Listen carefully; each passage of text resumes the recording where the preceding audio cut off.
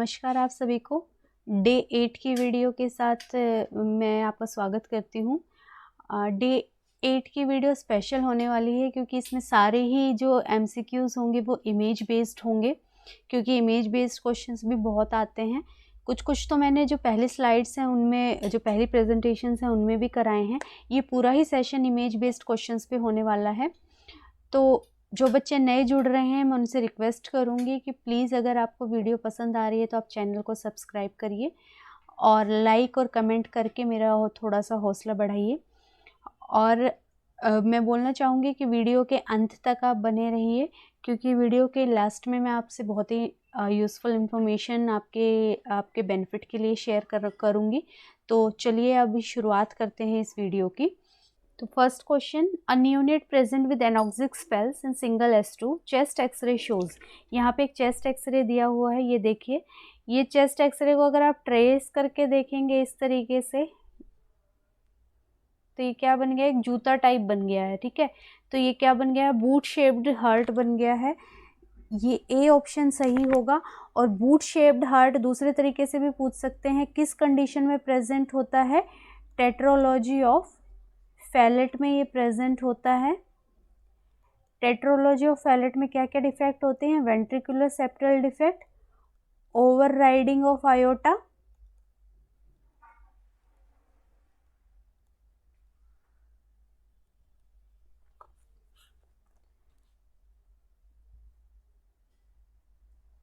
pulmonary stenosis and right ventricular hypertrophy. तो इस तरीके से भी पूछा जा सकता है कि इनमें से कौन सी कंडीशन में इस तरीके का एक्सरे प्रेजेंट होगा। ये एक्सरे है बूट शेप्ड स्ट्रक्चर और ये प्रेजेंट होता है टेट्रोलॉजी ऑफ फैलेट में, जिसमें कि 4 चीज़ें होती हैं, ventricular septal defect, over riding of iota, pulmonary stenosis and right ventricular hypertrophy. उसके बाद इसकी पोजीशन भी पूछ ली जाती है जनरली। इस कंडीशन में बच्चे को क्या होते हैं, टेट स्पेल्स होते हैं, एनॉक्सिक स्पेल्स होते हैं। बच्चा जो है नीला पड़ने लग जाता है, ऑक्सीजन जो है डीऑक्सीजनेटेड और ऑक्सीजनेटेड ब्लड मिक्स होने की वजह से। तो यहाँ पे जो है पोजीशन भी कई बार पूछ ली जाती है, तो रिलीव करने के लिए नीचेस्ट पोजीशन बच्चे को दी जाती है। या जो है इस तरीके से भी क्वेश्चन आ सकता है कि बच्चा बार बार ना स्क्वेटिंग पोजीशन में बैठ रहा है और तो अपने आप को थोड़ा सांस अच्छे से आने के लिए, तो वो कौन सी कंडीशन है, वो भी टेट्रोलॉजी ऑफ फैलेट है। तो इसमें क्या है, थोड़ा सा ब्लड सर्कुलेशन हार्ट की तरफ इम्प्रूव होता है इस पोजीशन से, इसलिए नीचेस्ट पोजीशन जनरली दी जाती है। तो यहाँ से मैंने आपको 3 क्वेश्चन बता दिए हैं। ये बूट शेप हार्ट सीधा पूछ लिया है, दूसरा कि कौन सी कंडीशन में ये होता है, तीसरा कि इसकी पोजीशन कौन सी होती है। तो ये 3 क्वेश्चन है अबाउट टेट्रोलॉजी ऑफ फैलेट। चौथा क्वेश्चन कि इनमें से कौन सा एक आ जाता है कि इनमें से कौन सा डिफेक्ट टेट्रोलॉजी ऑफ फैलेट में प्रेजेंट नहीं होता है। तो इन 4 के अलावा जो भी ऑप्शन होगा वो आंसर होगा। Next question, what is the procedure shown in the image. यहाँ देखिए ये ईटी ट्यूब डाल दी है विद द हेल्प ऑफ लैरेंजोस्कोप। तो ये कौन सा प्रोसीजर है, this is endotracheal इंटुबेशन। Generally in unconscious patients में ओरल एयरवे को जो है क्लियर करने के लिए ये करा जाता है। So this is endotracheal इंटुबेशन। Oropharyngeal tube इंटुबेशन जब ओरल कैविटी को एसेस करते हुए करते हैं। और कॉम्बी ट्यूब इंटुबेशन होता है, जनरली इसको बोलते हैं कि ब्लाइंड इंटुबेशन भी बोलते हैं। इसमें इतना असिस्टेंस की ज़रूरत नहीं होती है, जो बहुत ही इमरजेंसी वाली सिचुएशन होती है उस चीज़ में ये कॉम्बी ट्यूब इंटुबेशन करते हैं। जनरली ये प्रैक्टिस में नहीं है। तो यहाँ पे जो प्रोसीजर हो रहा है वो है endotracheal इंटुबेशन। Identify the use of following machine pneumatic compression device. देखिए इस तरीके से भी आ सकता है कि फिगर दे सकते हैं, पूछ लेंगे कि ये कौन सी मशीन है। तो ये न्यूमेटिक कंप्रेशन डिवाइस है, किस चीज़ में यूज़ होती है, डीवीटी डीप वेन थ्रोम्बोसिस में यूज़ होती है, ताकि जो ब्लड है वो एम्बोलाई की फॉर्म में, जो क्लोट्स है वो एम्बोलाई की फॉर्म ना ले। अब क्योंकि एम्बोलाई होने के चांसेस डीप वेन थ्रोम्बोसिस में बहुत ज़्यादा होते हैं। मतलब क्या है एम्बोलाई का, कि ये जहाँ पे अगर ये डीप वेन थ्रोम्बोसिस में ये थ्रोम्बोस यहाँ पे चिपके हुए हैं तो ये हो सकता है कि यहाँ से डिटैच हो जाएं और फ्रीली मूवेबल जो है वो एम्बुलस बन जाएं। अगर ये फ्रीली मूवेबल होंगे तो ये कहाँ जा सकते हैं, हार्ट में, किसी भी मेजर ऑर्गन में जाके क्या कर सकते हैं, बहुत ही सीवियर डैमेज कर सकते हैं। तो ये न्यूमेटिक कंप्रेशन डिवाइस जो है डीप वेन थ्रोम्बोसिस के लिए होता है ताकि एम्बोलिज्म को प्रिवेंट किया जा सके। So A is the correct answer है। Identify the use of image shown. पहली बात तो ये इमेज किसकी है, this is the image for incentive spirometer, इसको बोलते हैं माउथ पीस। ये जनरली पेशेंट क्या करता है, मुंह में लेके पूरा लिप पर सील करके और पूरी जोर से फूंक मारता है, और ये बोल्स का जो है यहाँ पे लेवल बने होते हैं कि किस लेवल तक बोल्स जो है वो राइज कर रही हैं। तो ये जनरली पल्मोनरी फंक्शन टेस्ट वगैरह में भी यूज़ किया जाता है। इसका मेन फंक्शन होता है कि जो हमारा लंग है उसको स्ट्रॉन्ग करना है, स्ट्रेंथन करना है, म्यूकस है जो उसको रिलीज कराना है, और लंग इन्फेक्शन को प्रिवेंट करना। तो ये सारे ही जो पर्पस दिए हुए हैं ये इसके हैं। So all of the above is the correct answer. Identify the manoeuvre used in the image. ये देखिए थंब को यूज करते हुए, थंब कहाँ है, जो पे रखा हुआ है, तो ये मैन्यूवर होता है जो थर्स्ट मैन्यूवर। ये जनरली क्या होता है, हमारे CAB होती है हमारी एल्गोरिदम, सर्कुलेशन, एयरवे, ब्रीदिंग। पहले ये ABC होती थी, ये भी क्वेश्चन आता है, एयरवे, ब्रीदिंग, सर्कुलेशन की। कोई भी अगर अनकॉन्शियस है तो उस कंडीशन में क्या करते हैं, सबसे पहले अभी सर्कुलेशन करना है, उसके बाद एयरवे असेस करेंगे, उसके बाद ब्रीदिंग। ठीक है, तो ये एल्गोरिदम है। अभी जो पूछ लेते हैं कई बार कि CPR के एल्गोरिदम इनमें से क्या है, तो CAB, circulation, airway and breathing is the algorithm. और यहाँ पे जो मैन्यूवर यूज़ कर रहे हैं वो जोथर्स्ट मैन्यूवर है। जनरली जो है वो 2 का यूज़ करते हुए करते हैं, jaw thrust manoeuvre and head tilt chin lift manoeuvre. ये देखिए जोथर्स्ट मैन्यूवर बहुत ही इंपॉर्टेंट क्वेश्चन है। क्वेश्चन फॉर्म करते हैं इस तरीके से कि अगर एक पेशेंट है, छत से गिर गया है, ठीक है, और आप सस्पेक्ट कर रहे हैं कि उसको स्पाइनल कॉर्ड इंजरी हो सकती है, तो आप उसका एयरवे किस तरीके से मेंटेन करेंगे। या दूसरा क्वेश्चन, आपने रोड पे एक पेशेंट को पड़ा हुआ देखा है और आपको थोड़ा सा भी लग रहा है कि इसको स्पाइन कॉर्ड में इंजरी है, तो आप कैसे उसका एयरवे जो है वो पेटेंट करेंगे। तो उस कंडीशन में जहाँ पे सस्पिशन है कि स्पाइनल कॉर्ड इंजरी हो सकती है, हमेशा जो मैन्यूवर यूज़ किया जाता है वो जो थर्स्ट, कि ऐसे जो को करके जो को खोला जाता है। अगर ये इंजरी सस्पेक्ट नहीं हो रही है तो हेड टिल्ट चिन लिफ्ट, ऐसे हेड को टिल्ट करके चिन लिफ्ट करके तब जो है वो एयरवे को ओपन किया जाता है। Head tilt chin lift spinal cord में क्यों नहीं करते हैं, क्योंकि वहाँ पे क्या है कि चांसेस होते हैं कि और फर्दर इंजरी हो सकती है स्पाइन कॉर्ड में। तो in case of spinal cord injury और suspicion of spinal cord injury jaw thrust manoeuvre use किया जाता है एयरवे को पेटेंट करने के लिए। उसके बाद क्रीड मैन्यूवर है। क्रीड मैन्यूवर मैंने पहले भी पढ़ाया था कि जो यूरिन है उसके एक्सपल्शन के लिए यूज़ होता है क्रीड मैन्यूवर, सुप्राप्यूबिक प्रेशर देते हुए। और हेमलिच मैन्यूवर को एब्डोमिनल थर्स्ट मैन्यूवर भी बोलते हैं, जब कोई चॉकिंग हो जाती है उस केस में ये यूज़ होता है। तो यहाँ करेक्ट आंसर होगा ए, जो thrust manoeuvre.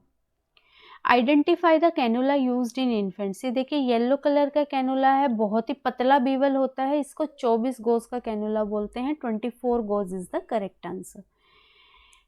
The following sample collection spatula is used इन। ये स्पैचुला जो है ये यूज होता है पैप स्मीयर में, इसको बोलते हैं हम आयरिस स्पैचुला।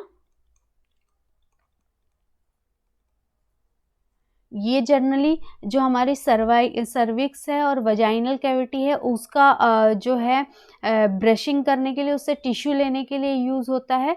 खाली इससे भी पूछ सकते हैं कि कौन सा स्पैचुला है। इस स्पैचुला को क्या बोलते हैं, आयरिस स्पैचुला बोलते हैं, और ये टिश्यूज़ लेने के लिए यूज़ होता है। जनरली जो है पेप स्मीयर की किट आती है जिसमें साइटो ब्रश होती है, इस तरीके की ब्रश होती है, वो दोनों तरफ थोड़े से नुकीले एंड होते हैं, और उसमें आयरिस स्पैचुला होता है, और एक ग्लास स्लाइड होती है जिसमें कि जो भी हमने टिश्यू लिए हैं उसको लगा दिया जाता है। तो ये होती है एक पेप स्मीयर की कलेक्शन किट, और पेप स्मीयर किसके लिए करते हैं? For detection of cervical cancer, ठीक है। तो ये सर्वाइकल कैंसर के लिए किया जाता है, और इस स्पैचुला को बोलते हैं आइरिस स्पैचुला। सर्वाइकल और वजाइनल एरिया से जो है टिश्यूज को लेने के लिए ये यूज करते हैं।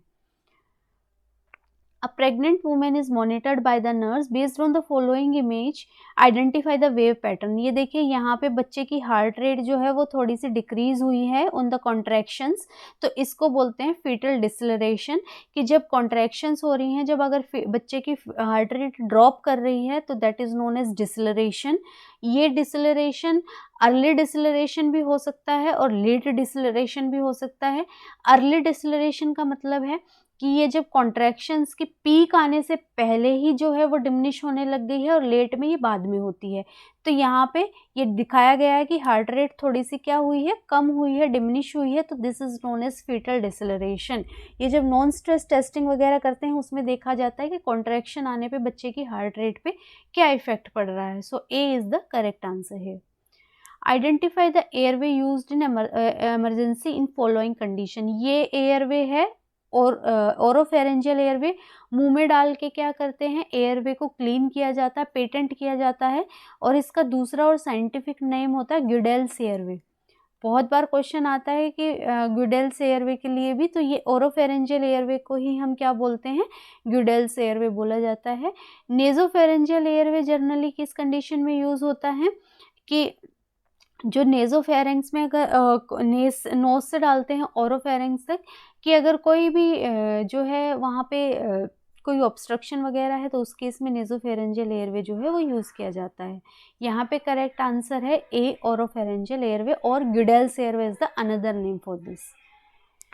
Identify the following instrument used in hyperbilirubinaemia monitoring based on the image. एक तो एक क्वेश्चन तो पूछ सकते हैं कि ये इंस्ट्रूमेंट किस कंडीशन में यूज़ किया जाता है। तो ये हाइपरबिलिरुबिनीमिया जिसमें फोटोथेरेपी हो रही है वहाँ पे ये इंस्ट्रूमेंट यूज़ किया जाता है। इसको बोलते हैं फोटोथेरेपी इररेडियंस मीटर। इसको बोलते हैं फोटोथेरेपी इररेडियंस मीटर। ये जो मेजर करता है कि क्या थेरेप्यूटिक लाइट की इंटेंसिटी मेजर करता है, और मेजर करता है कि जो बच्चा है और जो लाइट सोर्स है उसके बीच में डिस्टेंस प्रॉपर है या नहीं। तो इन चीज़ों को ये फोटोथेरेपी रेडियंस मीटर जो है मॉनिटर करता है। हाइपरबिलिरुबिनीमिया के केस में देते हैं इमेज को। क्यों दिखा रही हूँ मैं ये इमेज, कि एक बार आंख के सामने से जाएंगी तो आपको थोड़ा सा पेपर में आइडिया होगा कि ये वहाँ पे पढ़ाया था, और ध्यान से सुनिएगा, क्योंकि एक ही बार सुनने से, थोड़ा सा ग्रास्प करने से आप ये क्वेश्चंस इजीली कर सकते हैं। आपको इंस्ट्रूमेंट समझ में आ जाएगा कि क्या पर्पस है, तो उससे रिलेटेड कोई इधर उधर भी क्वेश्चन आ रहा है तो आप कर पाएंगे, ठीक है। तो आप ध्यान से सुनिएगा इस जो है प्रेजेंटेशन को। Next is identify the procedure done, nasogastric insertion, Blakemore insertion, ET tube insertion and none of the above. ये जो है ये नेजोगैस्ट्रिक इंसर्शन है। नेजोगैस्ट्रिक इंसर्शन के लिए कई बार क्वेश्चन आता है कि कहाँ से कहाँ मेजर करते हैं, कितना जो है इंसर्ट करना है। तो नेजोगैस्ट्रिक इंसर्शन के लिए टिप ऑफ द नोज से लेके हम जो है ईयरलोब तक करके, और उसके बाद जिफिस्टर्नम तक, ठीक है। तो इतना यहाँ और जिफिस्टर्नम तक इतनी जो है लेंथ पेशेंट की वो इंसर्ट करते हैं नेजोगैस्ट्रिक ट्यूब में, तब वो जाके कहाँ तक पहुँचती है, स्टमक तक पहुँचती है। अब ये तो नहीं है कि हम थोड़ा कर देंगे वो कहाँ रह गई, ऊपर ही रह गई है ट्रैकिया में, स्टमक तक नहीं जा रही है। तो इस कंडीशन में हम क्या करते हैं, प्रॉपर लेंथ मेजर करते हैं from tip of the nose to the earlobe and then to the xiphisternum. ये प्रॉपर लेंथ होती है। और जब हम क्या कर लेते हैं, नेजोगैस्ट्रिक ट्यूब को इंसर्ट कर लेते हैं तो 3 चेक्स होते हैं। ये मैं एडिशनल चीज़ें बता रही हूँ जिनसे क्वेश्चन आते हैं, तो आपको पता होगा कि इस चीज़ में हम कौन कौन सा चेक करते हैं। वूश टेस्ट करते हैं, पिछली स्लाइड में भी मैंने एक बार पढ़ाया था एक क्लास में कि वूश टेस्ट क्या होता है कि हम एयर को एकदम से इंसर्ट करते हैं और स्टेथोस्कोप को हम जिफिस्टर्नम पे रख के सुनते हैं कि टक से साउंड आई है या नहीं आई है, स्टमक पे रख के सुनते हैं, ठीक है। और दूसरा करते हैं बावल ऑफ वाटर में टिप डालते हैं इसकी, ठीक है। अगर बबल्स आ रहे हैं तो इसका मतलब लंग्स में है, अगर नहीं आ रहे हैं तो स्टमक में है ट्यूब। और तीसरा चेक हम क्या करते हैं कि एस्पिरेट करके देखते हैं कि स्टमक में गैस्ट्रिक एस्पिरेशन आ रहा है या नहीं है। इनसे भी अगर हम नहीं श्योर हो पाते हैं देन हम एक्सरे से ट्यूब की लोकेशन के बारे में श्योर होते हैं। तो ये है नेजोगैस्ट्रिक ट्यूब के बारे में कि कहाँ से कहाँ उसको मेजर करते हैं, कौन से 3 चेक्स करते हैं उसको प्लेसमेंट को चेक करने के लिए। So A is the correct answer. Identify the catheter in the following image. ये कैथेटर, ये देखिए ये वाला, this catheter is known as PICC peripherally inserted central line. ये ऑलमोस्ट 55 सेंटीमीटर लॉन्ग होती है। किन कंडीशंस में यूज़ की जाती है? जहाँ पे लॉन्ग टर्म पेशेंट्स को क्या होना है, हॉस्पिटलाइज होना है, बहुत सारे ड्रग्स जाने हैं। जनरली ये क्या है कि बार बार नहीं चेंज होती है, ये कई महीनों तक पेटेंट रहती है और जो है बार बार कैनुलाइजेशन नहीं करना पड़ता है पेशेंट को। तो ये इसके फ़ायदे होते हैं। और इसको पेरिफ्री से इंसर्टेड, ये एंटीक्यूबिटल फोसा से इंसर्ट करते हुए इसकी टिप कहाँ पे जा रही है? दिस इज इंसर्टेड इन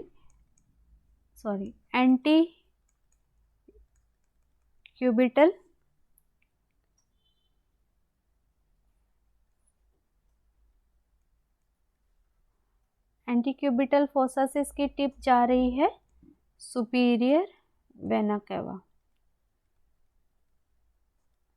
तो ये जो है यहाँ से इंसर्ट करते हुए सुपीरियर वेना केवा तक पहुँचती है और ये एक लॉन्ग लाइन होती है, बार बार ब्लॉक होने के चांसेस नहीं होते हैं इसलिए दी जाती है। तो ताकि पेशेंट को बार बार क्या ना करना पड़े, कैथेटराइज ना करना पड़े। So C is the correct answer है। Identify the image based on the following image of mesh. ये मैश है, ठीक है। ये किस में यूज़ करते हैं? इनग्वाइनल हर्निया वाले, हर्निया के केस में यूज़ करते हैं, इसको हर्नियल मैश भी बोलते हैं। और ये जो हर्निया के सराउंडिंग जो टिश्यूज़ हैं उनकी इंजरी को प्रिवेंट करने के लिए ये यूज़ होता है। So A is the correct answer है। Find out the problem. यहाँ पे देखिए इनग्वाइनल रीजन में जो है वो लम्स दिखाई दे रहे हैं। So it is a kind of inguinal hernia, जहाँ पे क्या हो जाती है, प्रोट्रूजन हो जाती है। So it is inguinal hernia. in which in the following image little finger is placed under jaw to lift the mandible angle. So यहाँ पे जो है मैंडिबुलर एंगल को थोड़ा लिफ्ट करने के लिए यूज़ हो रहा है। ये भी जो है जो थर्स्ट मैन्यूवर में करते हैं कि लिफ्ट करने के लिए थोड़ा सा, ताकि उसको मुंह को ओपन किया जा सके, एयरवे को ओपन किया जा सके। अगर हेड टिल्ट वाली बात है तो ये हेड जो है पूरा का पूरा पीछे की तरफ टिल्टेड होता है, ये एरिया जो है अच्छे से विजिबल होता है, वो head tilt chin lift manoeuvre होता है। और जो थर्स्ट में ये वाला स्ट्रेच नहीं होगा, तो ये जो थर्स्ट में यूज़ होता है to lift the mandible angle. So A is the correct answer. Identify the instrument used by the nurse. ये इंस्ट्रूमेंट है sponge holder. Sponge holder generally किस चीज़ के लिए यूज़ होता है कि ड्रम्स से जो है स्टेराइल सप्लाई को उठाने के लिए, और उसको स्टेराइल फील्ड में ऊपर से ही रख देते हैं ताकि हाथ ना लगे स्टेराइल सप्लाई को और वो क्या ना हो, कंटेमिनेटेड ना हो। So A is the correct answer. यहाँ पे कोकर फोर्सेप दिया हुआ है। कोकर फोर्सेप की बात करूँ तो ये जो फोर्सेप होती है आगे से टूथ फोर्सेप होते हैं, दांत होते हैं इस फोर्सेप के, इस तरीके से दिखती है।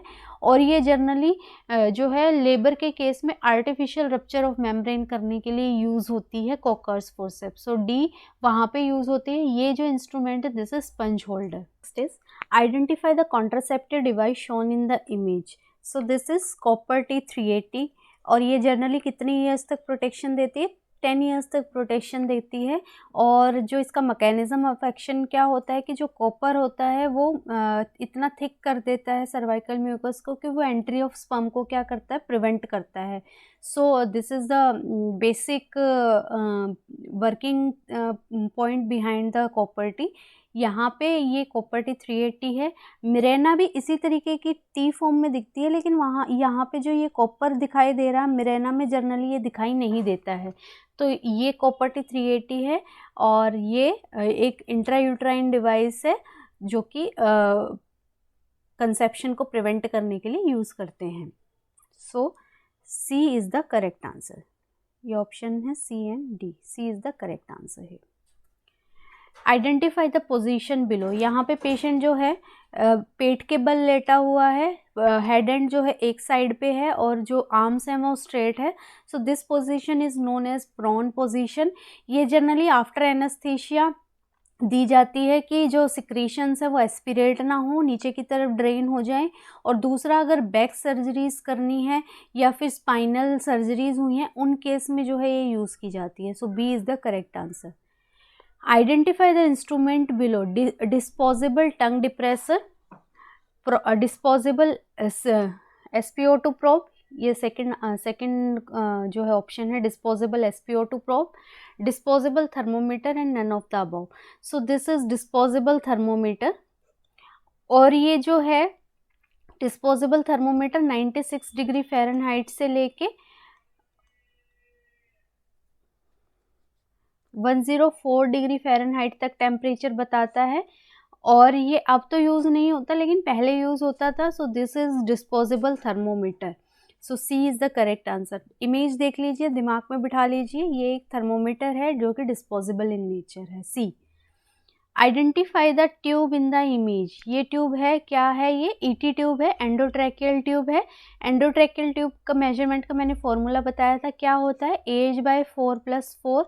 कितने mm की ट्यूब यूज़ होनी है, तो वो है ईटी ट्यूब का formula. So this is ET tube. B is the correct answer here.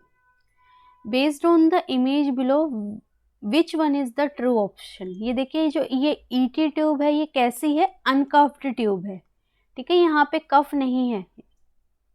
देखिए पीछे वाली ट्यूब में यहाँ पे आपको कफ दिखाई दे रहा है और ये जो बलून सा दिखाई दे रहा है, लेकिन इस वाली ट्यूब में ये अनकफ्ड ईटी ट्यूब है, अनकफ्ड है। तो इसके बारे में कौन सी स्टेटमेंट करेक्ट है? This is an uncuffed tube appropriate for child. This cuffed tube appropriate for child, cuffed तो ये है ही नहीं। This uncuffed tube unappropriated for child, this is cuffed and unappropriate. Cuffed वाले तो दोनों ऑप्शन गए, ठीक है। अब है कि अनकफ्ड है या कफ्ड जो है एप्रोप्रिएट है या नहीं है। जनरली बच्चों के केस में जो है अनकफ्ड ट्यूब को यूज़ किया जाता है ताकि जो म्यूकोसल इंजरी है वो मिनिमाइज हो सके। So A is the correct answer, ये एप्रोप्रिएट है बच्चों के केस में। Identify the marked area in the image. ये एरिया को बोलते हैं क्यूबिटल फोसा। एक ट्रायंगुलर शेप एरिया होता है यहाँ पे, जो कि लेटरली जो है ब्रोंकोरेडिलस मसल से बनता है and medially pronator teres muscle से जो है ये फॉर्म होता है। So this is cubital fossa and कैसी शेप होती है इसकी? Triangular in shape. Next, as per the below image an imaginary plane divides. ये देखिए इमेजिनरी प्लेन है जो डिवाइड कर रहा है अपर और लोअर बॉडी में, तो इसको बोलते हैं, इस तरीके के प्लेन को बोलते हैं जो दो इक्वल पार्ट्स में अपर एंड लोअर में डिवाइड करता है, transverse plane. So D is the correct answer. ये कुछ प्लेन है यहाँ पे, this is transverse plane. Coronal और फ्रंटल प्लेन एक ही होता है, दिस इज कोरोनल और frontal plane and this is sagittal plane. So ये अलग अलग प्लेन्स है जो बॉडी को अलग अलग पार्ट्स में इमेजिनरी प्लेन से डिवाइड करने के लिए यूज होते हैं। Identify the yellow vaporiser in the following image. यहाँ पे जो येलो कलर का वेपराइजर है वो होता है सिवोफ्लोरिन। ये एक वॉलेटाइल एनेस्थेटिक सब्सटेंस होता है जो कि एमेनेजिया एंड एनेस्थीसिया इंड्यूस करने के लिए यूज़ होता है। क्या है इसमें? वॉलेटाइल एनेस्थेटिस्ट है, ये एनेस्थेटिक एजेंट है वॉलेटाइल जो कि इसमें यूज़ होता है। सो एक sevoflurane is the correct answer है, येलो कलर वाला जो पूछा गया है, ठीक है। So this is sevoflurane. Identify the cannula which is used in the patient with haemorrhagic shock. Haemorrhagic shock हुआ है तो इसका मतलब क्या है कि अभी बहुत जो है मैसिव ट्रांसफ्यूजन करना होगा, फ्लूइड्स भी बहुत ज़्यादा देने होंगे, तो लार्ज बीवल का कैनुला यूज़ होगा। तो यहाँ ग्रे कलर का कैनुला पूछा हुआ है, ग्रे कलर का कैनुला होता है 16 gauge cannula. So B is the correct answer. Next question is identify the following image. ये इमेज है जो सर्जिकल वुंड से जनरली एक्सुडेट वगैरह को निकालने के लिए यूज़ होता है। सो इसको बोलते हैं जैक्सन प्रेट ड्रेन। और इसमें क्या करते हैं कि ये ड्रेन जो है वो वुंड से अटैच कर दिया जाता है, ये वाला एंड, और इस एंड को जो है जनरली पिचका के, ठीक है, पिचका के वुंड से अटैच कर दिया जाता है, और जैसे जैसे एक्सुडेट आता है ये एक्सपेंड होता है ये वाला पार्ट।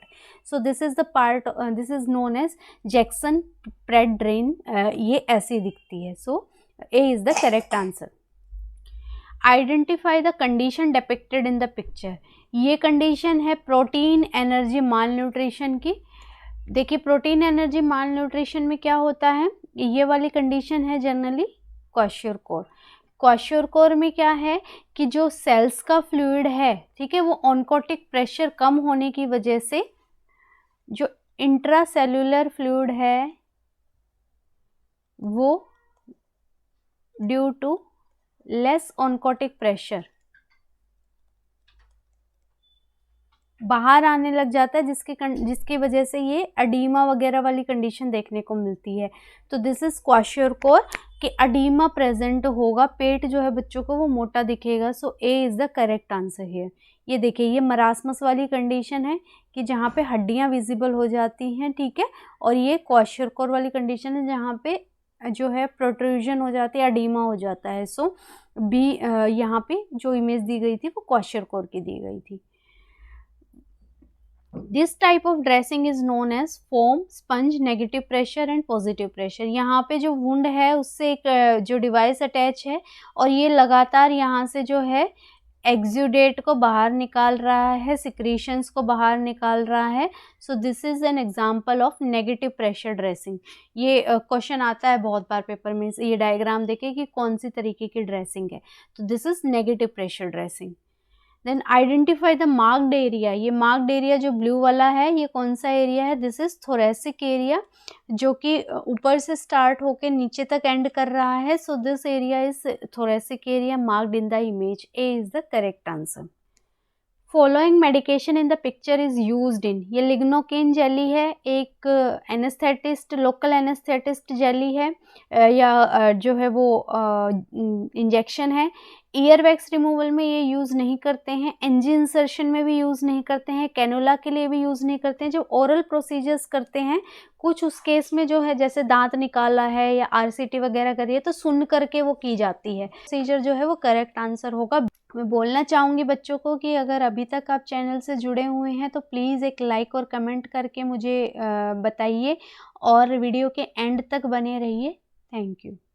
बोलना पड़ता है बार बार, प्लीज़ आप खुद से एक कमेंट कर दीजिए ताकि मुझे भी अच्छा लगे कि मैं जो मेहनत कर रही हूँ आप लोगों के लिए वो आपको अच्छी लग रही है। Next is identify the position in the given image.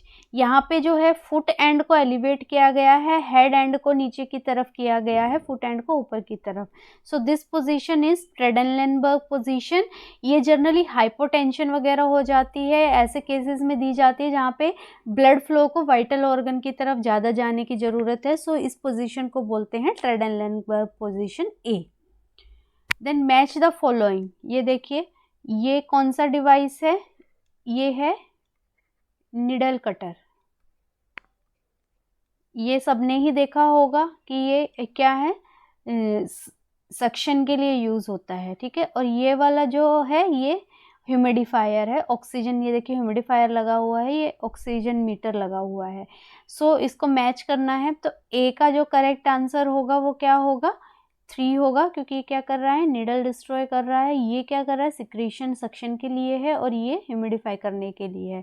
तो A3, B1 and C2 is the correct answer. ये वाली इसकी इमेज है। Match of the following questions भी पिछले ईयर्स में आए हुए हैं, इसलिए मैं आपको दिखा रही हूँ इस तरीके के questions. Then visible part of iceberg.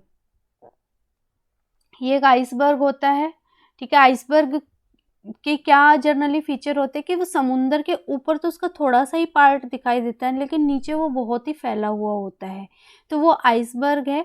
Iceberg of disease क्या कहती है कि हमारे कुछ केसेस होते हैं जो कि कैसे होते हैं, क्लिनिकल केसेस, मतलब हमें पता है कि ये बीमार हैं।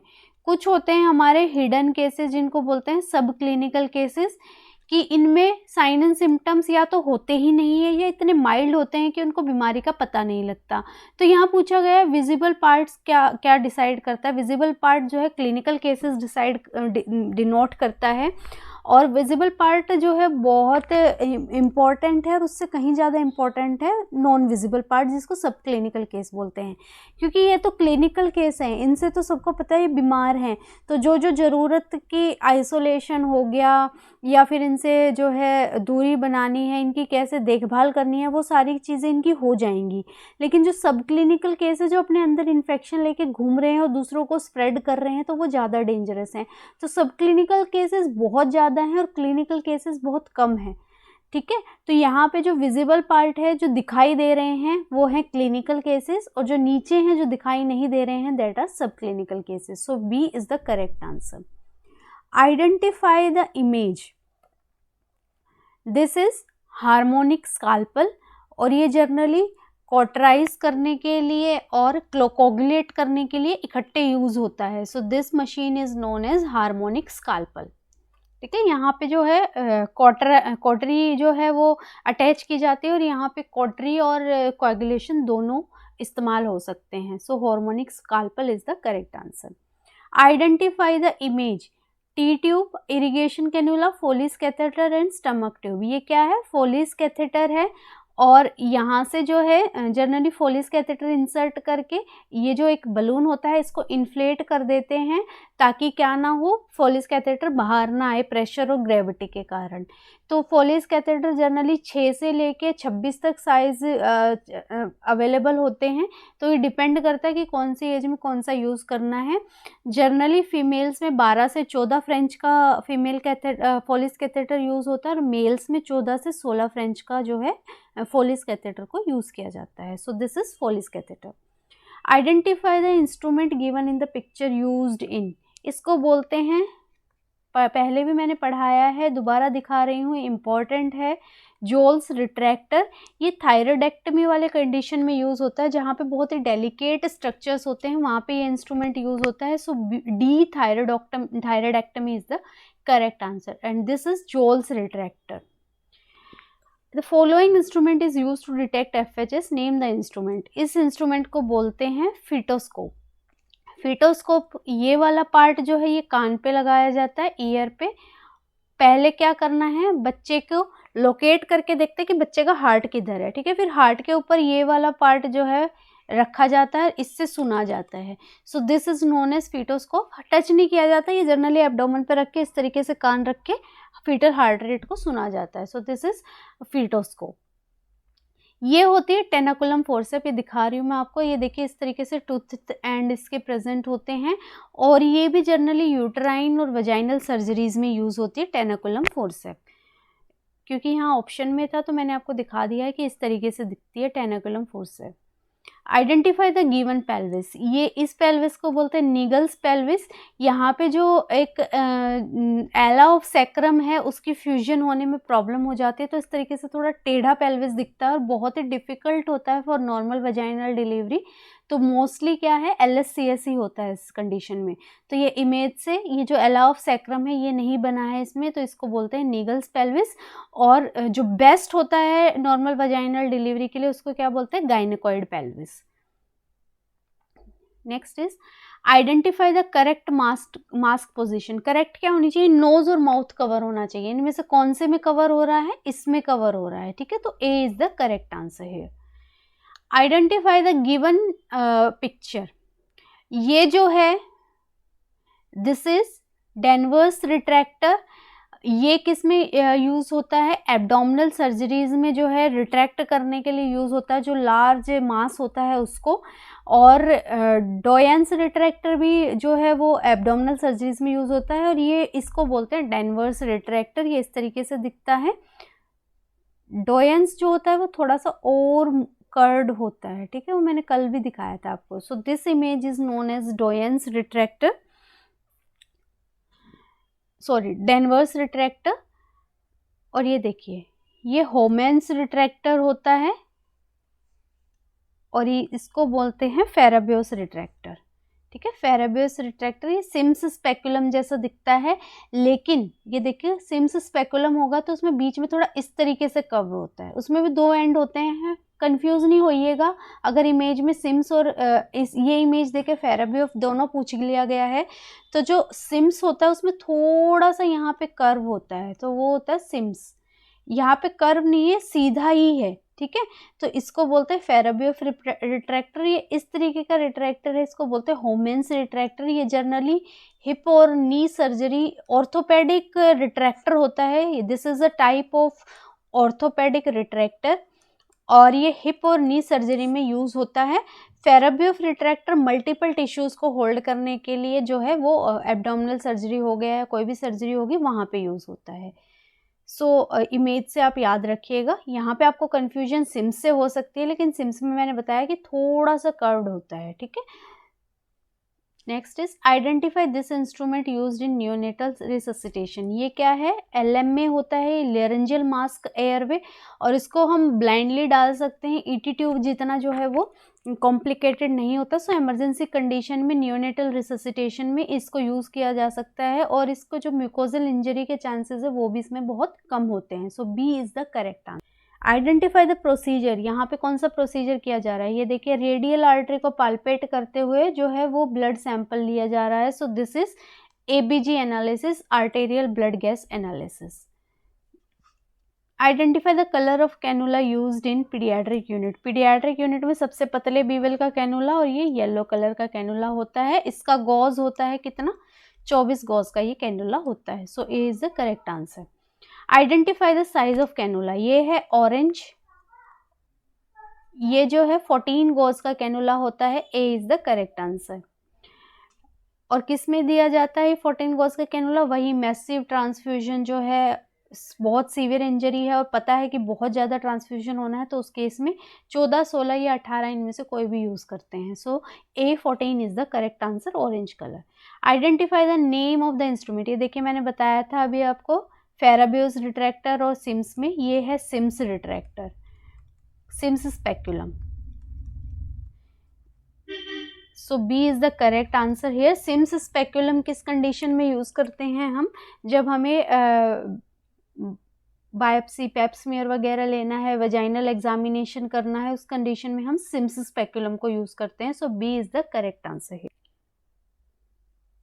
Then this kidney ureter bladder X ray showing. ये देखिए यहाँ पे एक्सरे में थोड़े थोड़े वाइट स्पॉट्स आपको दिख रहे हैं, तो ये वाइट स्पॉट जो है किस में क्या इंडिकेट कर रहे हैं, किडनी में स्टोन को इंडिकेट कर रहे हैं, रीनल कैलकुलाई। जो इस तरीके का इमेज आएगा, अगर आपको वहाँ पे वाइट वाइट पार्ट दिखाई दे रहा है किडनी वाले रेट्रोपेरिटोनियल एरिया में, तो ये क्या इंडिकेट कर रहा है, रीनल कैलकुलाई इंडिकेट कर रहा है। B is the correct answer. Identify the image of MRI scan. इसमें से कौन सा बॉडी ऑर्गन की है, देखिए आईज दिखाई दे रही हैं आपको, ठीक है, ये नेजल पार्ट दिखाई दे रहा है, तो ये किस चीज़ की इमेज है, फेस की इमेज है, फेस का एमआरआई है। So B is the correct answer. Identify the instrument. ये वाला इंस्ट्रूमेंट क्या है, इसको एपिजियोटमी सीजर बोलते हैं। एपिजियोटमी क्या कैसे दी जाती है कि थोड़ा सा मिड लाइन डायरेक्ट देकर फिर लेटरल, ठीक है, तो ये जो है मीडियोलेटरल वे में एपिजियोटमी दी जाती है, और इस फोर्सेप को जो थोड़ी सी तिरछी होती है इसको बोलते हैं एपिजियोटमी फोर्सेप। तो A is the correct answer. Image in identify use of white colour की पाइपलाइन किस चीज़ के लिए यूज होती है, वाइट कलर की पाइपलाइन यूज होती है ऑक्सीजन के लिए। हमेशा ऑक्सीजन सिलेंडर भी आपने देखे होंगे, जो उसका अपर पार्ट होता है वो कैसा होता है, वाइट कलर का होता है, तो वो ऑक्सीजन सिलेंडर्स हैं। यहाँ पे भी वाइट सप्लाई क्या कर रही है, ऑक्सीजन दे रही है। ब्लू क्या देती है, नाइट्रस। येलो होती है सक्शनिंग के लिए, और जो है इस तरीके से जो है वो यूज़ होती है, ब्लैक होती है एयर के लिए। तो ये जो है वाइट कलर की सप्लाई दे रही है क्या, oxygen. Identify the image given. यहाँ पे देखिए अलग अलग तरीके से क्या बने हुए हैं, मेजरमेंट्स बने हुए हैं, इसको बोलते हैं फीडिंग बैग। यहाँ पे मेजर करके जो है पेशेंट की सेंट्रल लाइन या पेरिफेरली इंसर्टेड सेंट्रल कैथेटर से जोड़ दिया जाता है, और कितना अमाउंट जो है वो proper intake and output maintain करने के लिए इस बैग को यूज़ किया जाता है। So this is feeding bag. Image to identify which type of amputation. कौन सा एम्पुटेशन यहाँ पे हुआ है, ये ट्रांस टीबियल एम्पुटेशन है कि जो टीबिया है, जो टीबियल है, जो है फिबुला टीबिया, उसको रिमूव कर दिया गया है और उसके सराउंडिंग टिश्यूज को भी रिमूव कर दिया गया है। So this is trans tibial, knee से ऊपर को, ठीक है, जो है अबाउ नी एम्पुटेशन, ये सॉरी बिलो नी एम्पुटेशन ये हुआ है। So this is trans tibial amputation. Identify the image, इसको बोलते हैं heat and moisture exchange filter, heat and moisture exchange filter, HME filter है ये। ट्रैकियोस्टमी वाले पेशेंट को बीच में लगा देते हैं ताकि जो एक्सटर्नल माइक्रोब्स हैं उनकी एंट्री को प्रिवेंट किया जा सकता है, वो यहाँ पे ही ट्रैप हो जाते हैं, अंदर नहीं जा पाते हैं। तो ये फिल्टर उस कंडीशन में यूज़ किया जाता है जो वेंटिलेटर पे हैं या ट्रैकियोस्टमी हुई है, तो वहाँ पे HME फिल्टर यूज़ करते हैं। So B is the correct answer. Identify the tube, ये देखिए ये ट्यूब है, इसके 3 ल्यूमेंस होते हैं और यहाँ पे एक बहुत ही मोटे मोटे बैलून्स दिए गए हैं, इसको बोलते हैं सेंगस्टेकन ब्लैकमोर ट्यूब। ये जनरली किस कंडीशन में यूज होती है, जब ईसोफेजियल वेरिसेस में से बहुत सीवियर ब्लीडिंग होने लग जाती है, अपर GI ब्लीड को कंट्रोल करने के लिए यूज होती है। ये ट्यूब इंसर्ट करके जो है यहाँ से इसको इन्फ्लेट कर दिया जाता है।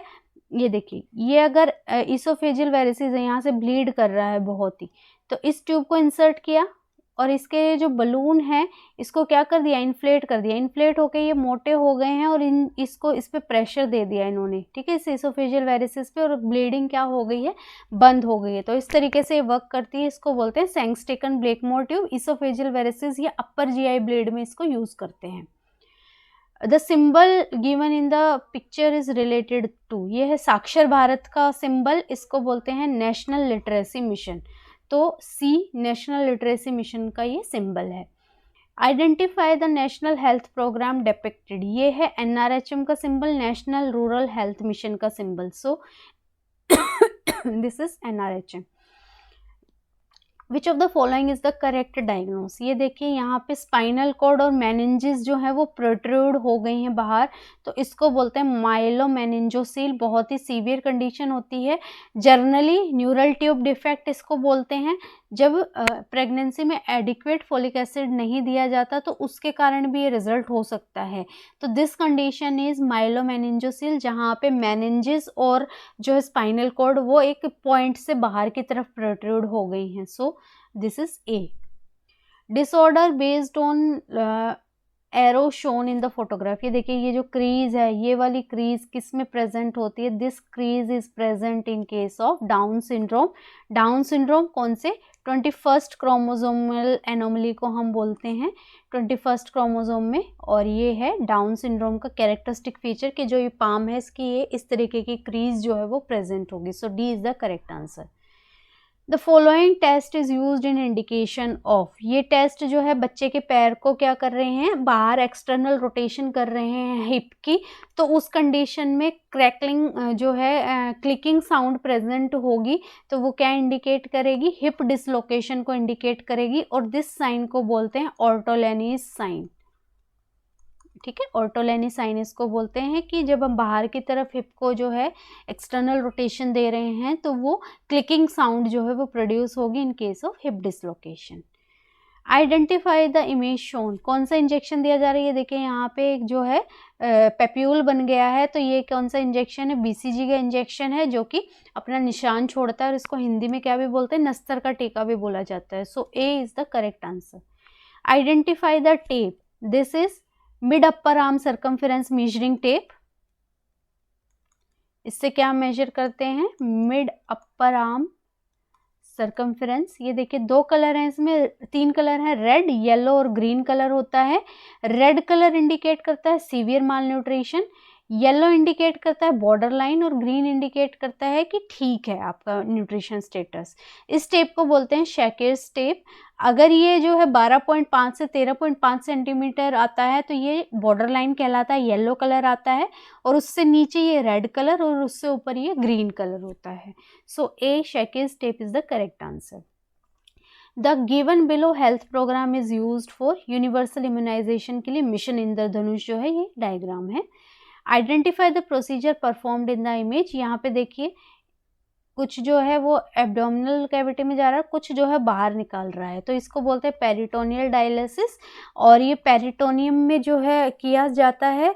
और यहाँ पे नर्सिंग रिस्पॉन्सिबिलिटी क्या रहती है कि जो डायलिसेट होता है इसको डायलिसेट बोलते हैं, ये कैसा होना चाहिए, वार्म होना चाहिए, बॉडी टेम्परेचर पे होना चाहिए। और दूसरी जो है पेशेंट को हाइपरवोलेमिया कोई भी इलेक्ट्रोलाइट के इम्बैलेंस के लिए मॉनिटर करना है। तीसरी चीज़ जो है ग्लूकोज के लिए चार्टिंग करनी है पेशेंट को, हाइपर और हाइपोग्लाइसीमिया कुछ भी हो सकता है। तो this is peritoneal dialysis, A is the correct answer. Identify the scanner, ये वाला जो है इमेज क्या है, ये टिम्पैनिक मेम्ब्रेन थर्मोमीटर होता है, कान में रख के जो जनरली हम इसके टेम्परेचर को देखते हैं। फ्रोस्ट बाइट वगैरह वाले कंडीशन में इस तरीके के टेम्परेचर हम ले सकते हैं। सो this is tympanic membrane thermometer. Identify the instrument, ये होता है आई स्पेक्युलम, सेल्फ रिटेनिंग रिट्रैक्टर है, आईज स्पेक्युलम है, आई सर्जरी में यूज होता है और इसको विलियमसन रिट्रैक्टर भी बोलते हैं, विलियम्स रिट्रैक्टर। और जो है आई की जो सर्जरीज होती हैं उनमें सेल्फ रिटेनिंग होता है, तो उसको ओपन रखने के लिए ये यूज होता है। So this were the image based questions.